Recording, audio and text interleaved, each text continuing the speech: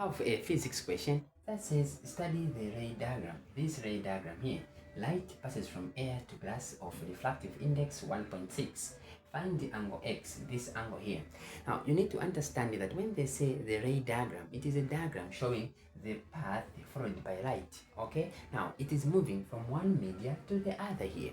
Now you need to understand that when they say n simply means a normal, an imaginary line. Now this imaginary line is perpendicular, meaning that if here there is 90, even there is 90. Okay, now what we do here is this. Now the question is talking about the refractive index. Refractive index, it is a ratio of sin I over sin r. In simple terms, it is this number which tells us how many times the angle is going to bend in another medium. So what we do, we use this formula which is for refractive index. N is equal to sin I over sin what? Sin r there, like this. Now what is n? N it is 1.6, so you put 1.6 equal to, so you put sin I. What is sin I?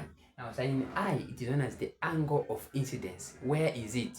The angle of incidence, it is the angle between the incident ray and the normal. So meaning this angle, it is I.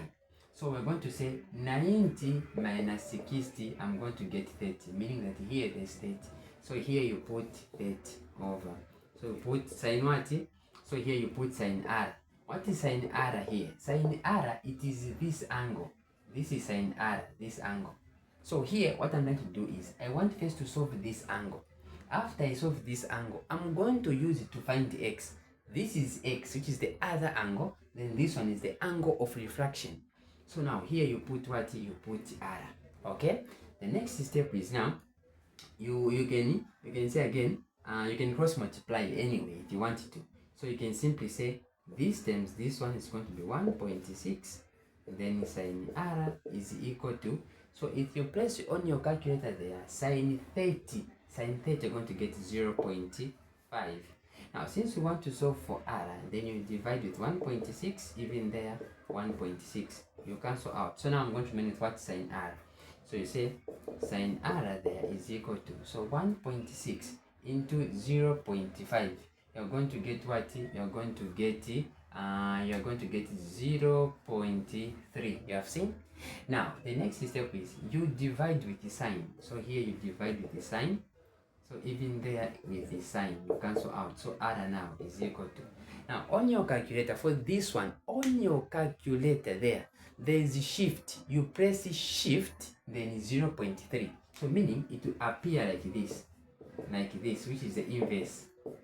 On your calculator, you press shift, then you press sign. You're going to get this inverse. Then the next step now, you say this one and then this one, you're going to get what? 18. Now this 18, it is the angle of refraction, meaning it is the angle which is here.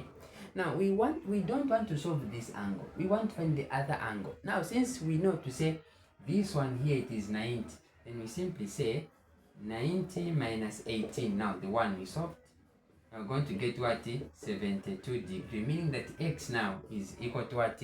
72.